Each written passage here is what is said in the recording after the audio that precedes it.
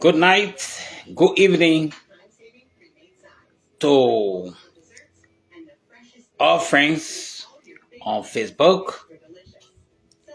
I'm glad that I'm able to come live. I come live because I have, few things I want to talk about, and they are exclusively based on my own thought process. Um, and so I'm making that disclaimer. Earlier today, when I woke, I wanted to talk about um, the the um, the collective guilt mentality, how it has affected Liberia. And today is November 12th. Most Liberians remember this date going back like 40 years ago, and didn't know what 1985 was, and we still remember it because of what has happened. And so, with the issue of the Nigerian genocide, what we call xenophobia, then it is the broader topic. And so, I will give it a thought to talk about it a little bit instead of talking about a local topic about Liberia. Nigeria is Africa's bright star. Everything comes up right in Nigeria, the way they started to handle things.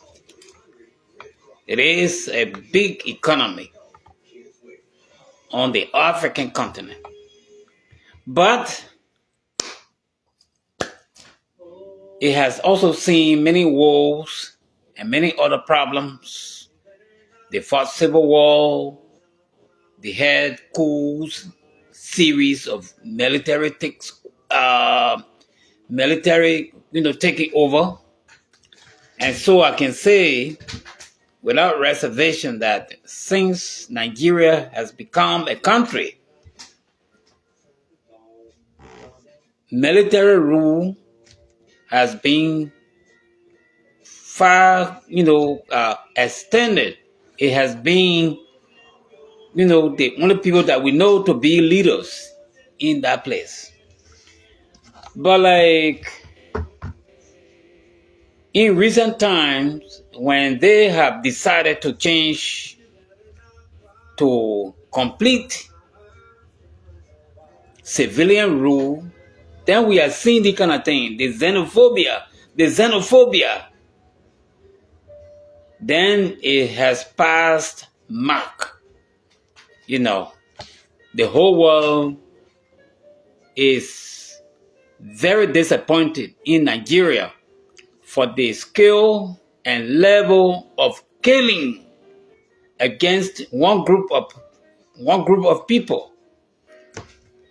People calling themselves Christians. And that is very disappointing. Very, very disappointing. That since 1999, we don't hear about anything good. Boko Haram. Boko Haram. Boko Haram. And what I am gathering, I understand that terrorist group is supported by some, government officials, people that are serving in the Nigerian government. They are supporting it. And This is why, hopefully, or this is why they are not able to contain it. And that rumor, but I don't think it is true, is becoming evident. Because where there must be smoke, literally there will be fire that is causing that smoke. And so the general public now, everybody is thinking that if the government is not supporting it, then it would have been something thrown in the past. But, we are understanding that some members of the government are partaking in it.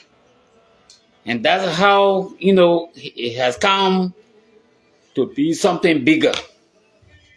And it is disappointing. So, because of the magnitude that it has, because Nigerians are all over the planet. The only place I never heard that Nigerians are living would be in the North and South Pole. And because nobody lives there, that's the only place that somebody will come and say, "Look, Nigerians are living there." But Nigerians are all over the world. So they are a great population. They are dominant. And in Africa, they are dominant. If you put the whole 53 states within the African Union, you put them aside and then you put Nigeria aside, and you start to match 2 men to 1 person from Greater Africa, it will go around, and Nigerians will still be left to be counted. That's how, populated that country is. So the whole world earmark it. They also earmark it for anything that is going on there. And so since 1999, people that were born that year, they have 2 or 3 children, and they have created a family tree. Because that is a long time. Every time we hear somebody is gutted, somebody is killed by Boko Haram. But I raised the topic last week or week before. The African Union is a toothless, almost to say useless organization. It is doing some work, but it is slow to act.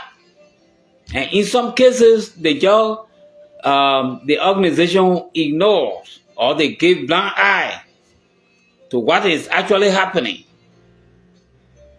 I don't condemn all of its work,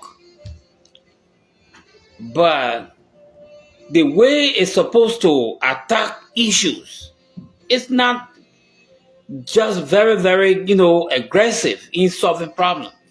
So some of the ills continue to persist. Since OAU, we have seen African coups, African takeover, mayhem, and all of these things have been happening. But not a day will member states decide to say, "Look, we are going on the offensive. This must stop."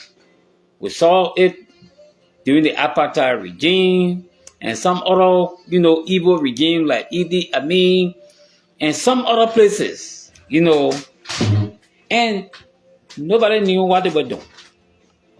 Coming to our time, and in recent years, we understood OAU has metamorphosed into another, nomenclature, AU, African Union, instead of being Organization of African Unity. It became African Union. And still the same thing that used to be taking place is still happening. Why must the chairman or the head of the organization, be looking, just like Mr. Looking, at very bad things?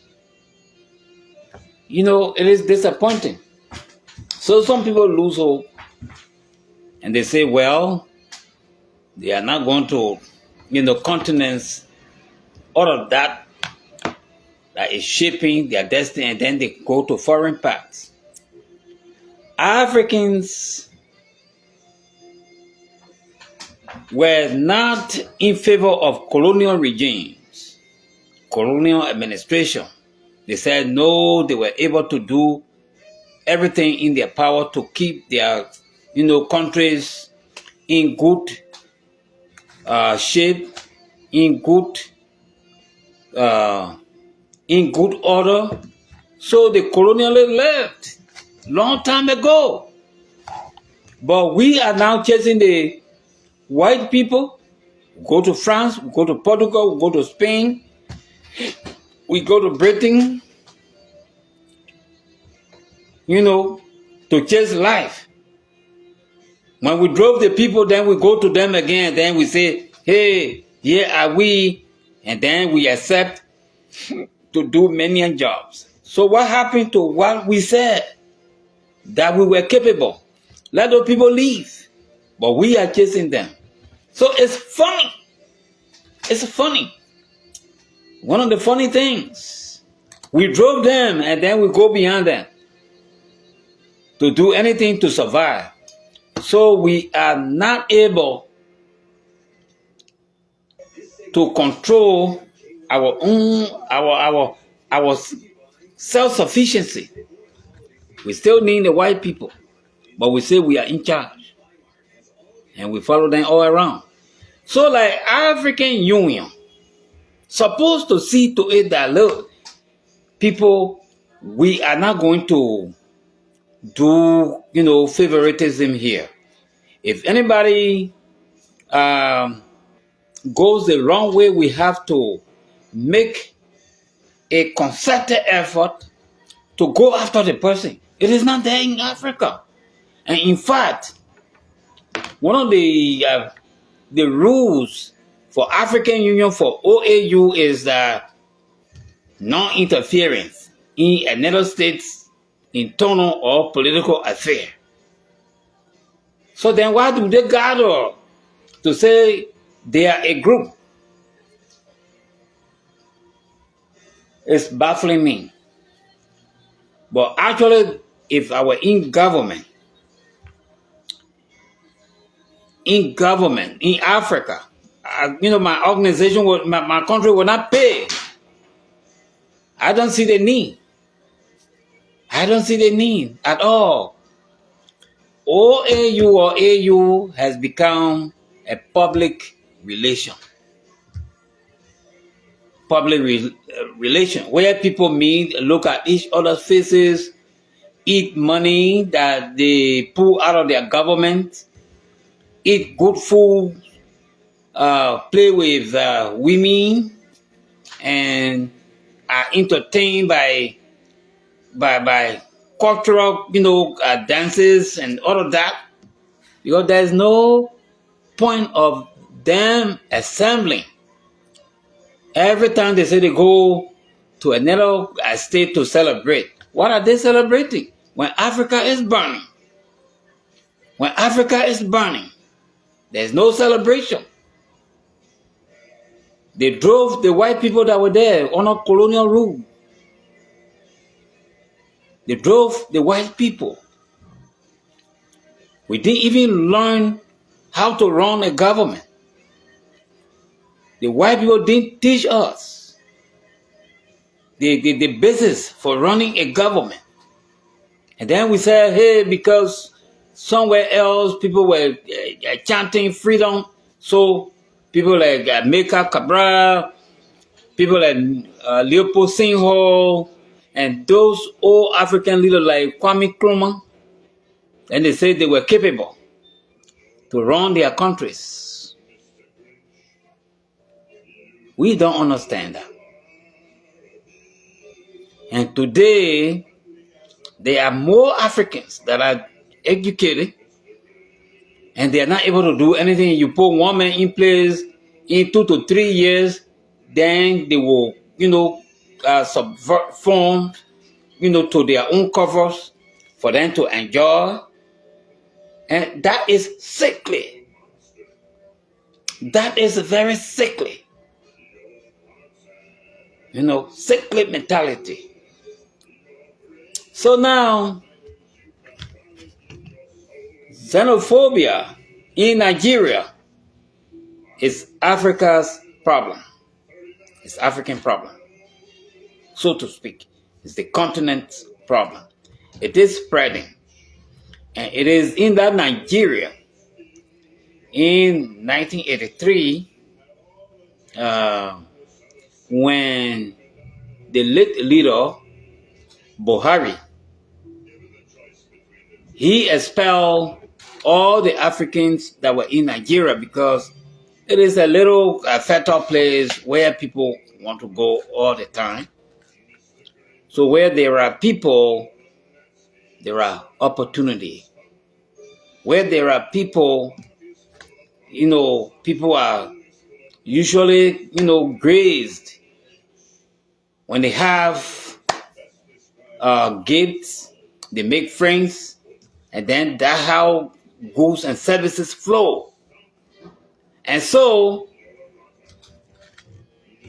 Buhari had in mind to say because the strangers were there in his country, so that is how they were suffering, or that's how there were lapses in the economy. So he told the people to leave, even people that were there for a long time, like the Ghanaians, because Nigeria didn't come to that state of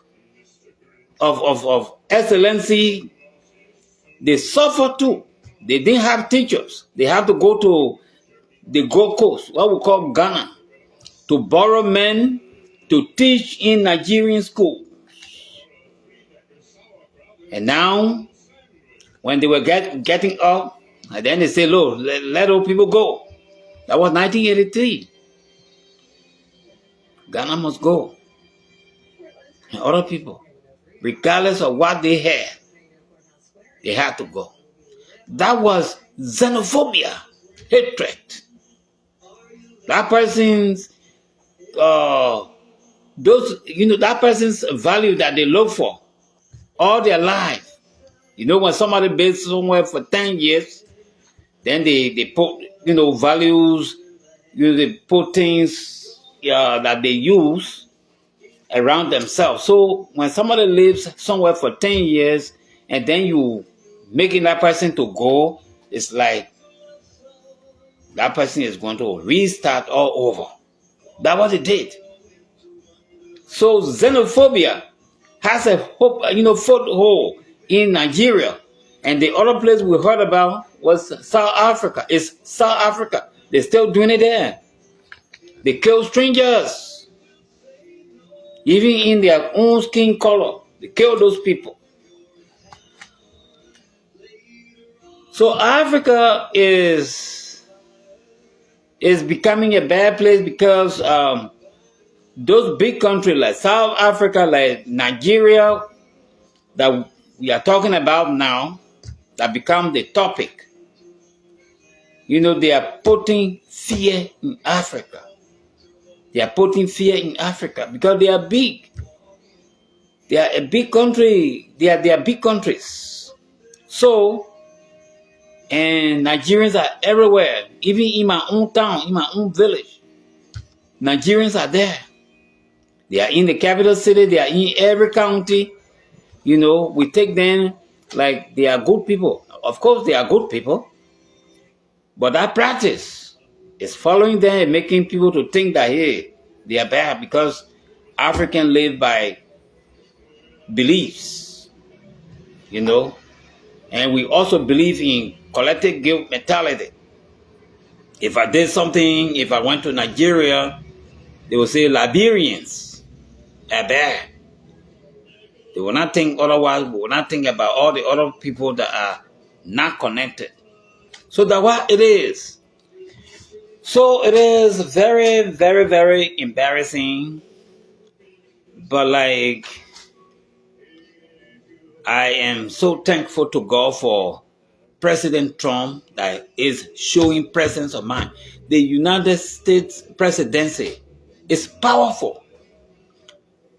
Sometimes in 1993, we saw some crisis in Somalia, where really mayhem was done. And then, President Bush, not the John, but the father, he immediately sent forces there to bring that mayhem to a stop. It was Farah ID that was killing his people. So the American forces had to go there. Some of them died there to preserve the peace of Somalia. Today, Donald Trump is crying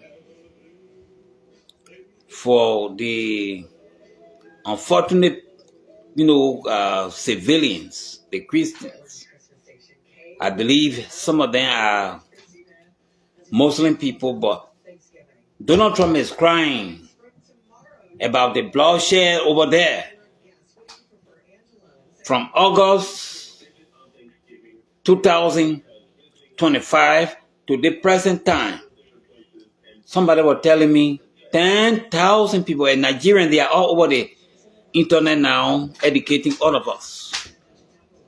10,000 people that the Boko Haram, the base in the north, that they will come. Nigeria is big and no country has the power to deploy security forces everywhere. So they will merge in one place in a town and slaughter people. When the security apparatus get the information, when they go there, then they retreat back in the forest. And that is fear. Fear. Today, I was watching a clip in Nigeria. People are just running all about. They think these people are coming. And that is fear. Terrorism. So it is African problem. We must be prepared to solve it. OAU is supposed to be, condemning it. I am not even hearing anything. It is only Donald Trump talking about it. And just a few days after President Trump talked about it, then some people were saying it's not, Iraq is not that. You have people dying, somebody that sits down in the U.S. and just thinking about some black people, then you will say something. Nigerians are jokers. If they cannot put themselves together, what happened to Hiroshima and Nagasaki, it could take place in any part of Nigeria, because what is happening is disorderly and it is very, very unwelcoming. It is not proper. The human being, the videos are online and they are very, very disturbing. The human beings that feel, that have the same feeling, you get there and then they cut people's neck, tie them foot and hand, and then rub a sharp knife on their throat and behead them. Today I saw a lot of caskets that were buried in a mass grave. And, Tinubu is denying all of that. What a wicked man that must be. Very wicked. And so all of this thing come down to Islam. They want to wipe out Christianity. And those children were crying. What happened to Christendom? What happened to Christendom? So Africans in all walks of life, they have to pray about it. Or we can go to war with Nigeria, to those people that are in the forest. Some people trying to make AI video over it, they're making joke. Their fellows are dying, and they want to make joke, about it. They might come in, some kind of forest and meet them. And God's justice is slow. That is the most disturbing thing. When will that mayhem stop? When will people stop hearing about killing in Nigeria? That the Muslims will see reason to stop this thing. All the time they overthrow, all the time they are in leadership, only few one time, Christian leadership can come to power. But for the rest of the time, that the Muslim controlling, I don't know what that must be, but it is disheartening that the mayhem is still continuing since 1999. It is our problem. And anywhere we are, we want to see a safe African continent where everything can be found. Gold, diamonds, timbers, wild animals, and all of those things, the sweet, good rivers, big and pure rivers, the women, the youth. Africa now has more young people. They're supposed to, rise and put the continent on top. But when people are dying, especially in a country that is most populated, it's disheartening. And that xenophobia is spread from Nigeria to South Africa. Who knows? Wherever it will go. Sometimes it will go to Egypt, Ethiopia, those big countries that we are depending on, of which we are proud. If those big countries are practicing xenophobia, then tell me, in the next 20 years, it will spread all over the continent. That is my fear. But actually, it is disheartening, and I must, say thanks to President Trump for the effort he's making, at least to put the Nigerian leadership on the chalk line. No, it doesn't mean harm. It doesn't mean harm. It has nothing to desire in Nigeria. And some people were saying, so Americans will go and loot Nigeria. What thing in Nigeria for the American people?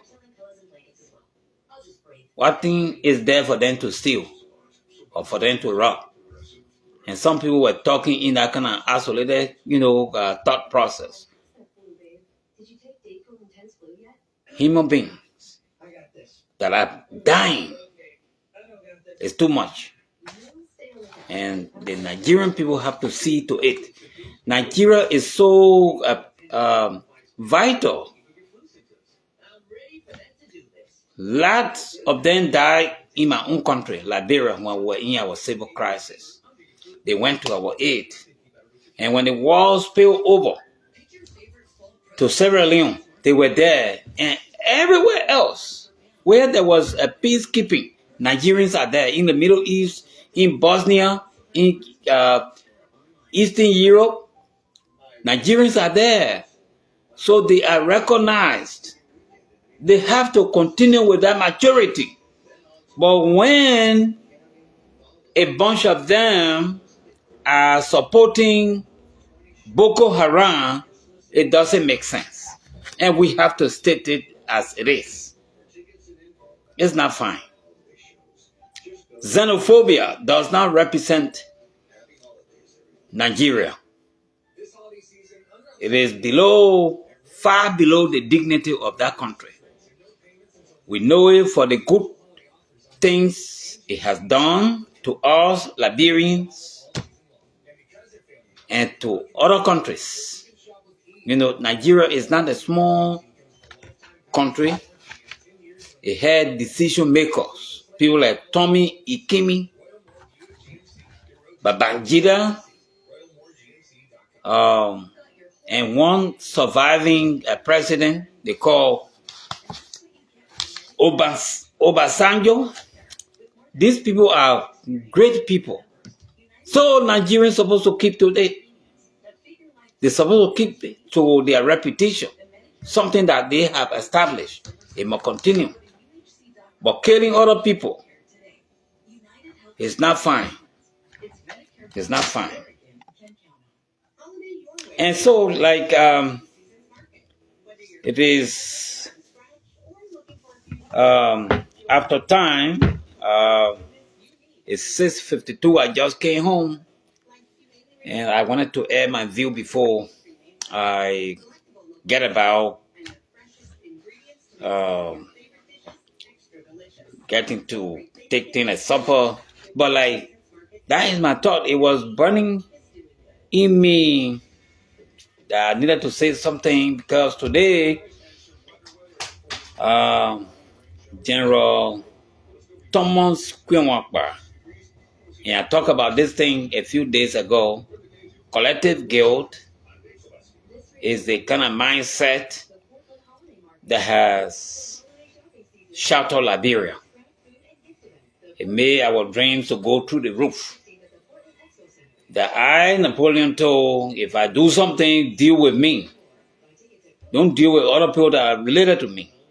That's what happened in Liberia. Thomas Kwenwakba sought to overthrow. He failed. He was captured. He died. Period. But there was no point. There was no point whereby the legal forces to go into Nimba to make arrests, to kill cattle, to kill children, to rape women. And in so doing, then we fell down in complete disorder. So we Liberians, we are to be guided all the time. I said that message, and I'm still going to push it. Anytime it comes to my mind, when I'm doing a post, I will say, we supposed to abandon that mentality of collective guilt. We have to discard it. Equally so, Nigerians and the South Africans, they have to discard that philosophy of xenophobia. We are the same on the African continent. We are blacks, mostly. Africans are black, mostly. And so we are the same. We are the same. We have to commune with one another. Not about, biblical philosophies or religious philosophies. We may be different in that, but we are still the same. No man can live for 200 years. The hardest, maybe 110, 120, you are over. Even at 120, you are useless. So most people say life is short. And I believe that. And so I'm not going to take more time here. I leave these thoughts for all of those people that will come, for all of us to digest them and make them work. And I will call upon all godly people around Africa to pray so that we can see a way whereby we will be helping the Europeans, the Western powers like the United States, because it's always at the front. When something is going wrong, when the American people, don't question it, it remains. In 2015, when the xenophobia in South Africa, people were brutalized because American people did not say anything like the way Donald Trump is doing. It didn't, the whole world didn't take it to be anything. Even African Union didn't take action. When Idi Amin brutalized Ugandans in the 70s, because American people didn't take action, so he lauded over the people for whole 8 years, almost 9 years, before he was ousted. So Africans, we have to take action. We have to take action. In every situation that is not pleasant, in every situation that is not compatible with the people, we need to take action. We are all enough, and we are all liberated countries, and we are pushing the mentality of progress and peace. But what if some people are denied, like what it is that is going on in Nigeria? Then we have to act. We have to act. We are not going to be sitting at the back seat of humanity, always, accepting, food or assistance. Is not telling good of us if we are not coming out to play our role. No young American Marines need to go to Nigeria. Look, their country here is very since I have not gone into heaven. But it is all like, hey, let eat. Everything is just simple. Get it the right way, use it the right way. And then you send a Marine from here in the jungle of Nigeria, in the jungle of some other place, in Somalia. It's not a good thing. It's a big sacrifice. We ourselves must put our hands in the fire. If it will burn, let it burn. But not innocent people, innocent children, born under electric light, drinking pure water, and then they go to Africa to suffer there like what happened to them in Somalia. Many were subtracted. So the African Union has a role to play. I don't know who is the chairperson of the AU, but his progress is slow, very, very slow. We supposed to take action. It's not all the time that Africa will be a scar on the conscience of the world. The white people, they have helped us. Many, many, many people. They fly in, assistances in medication, in food, and other things. Education and technical expertise. So when are we ever going to make move? When are we going to make move? Or we are just going to be a baby that can't ever walk That is shame. We have to act. So these are my words. They are finished. Hopefully tomorrow, when I see enough clip again, I will come up here and try to give encouraging talk, something to mobilize us, so that we will be thinking about it. We can be praying about it. So thanks, guys, for listening. Bill Thomas, Gabriel, you will hear from me. At least, for the seasons, I will find you something. I love what you do. Have a great day, guys. I'll see you in the next clip. Napoleon Toll here in Portland, Oregon. Bye.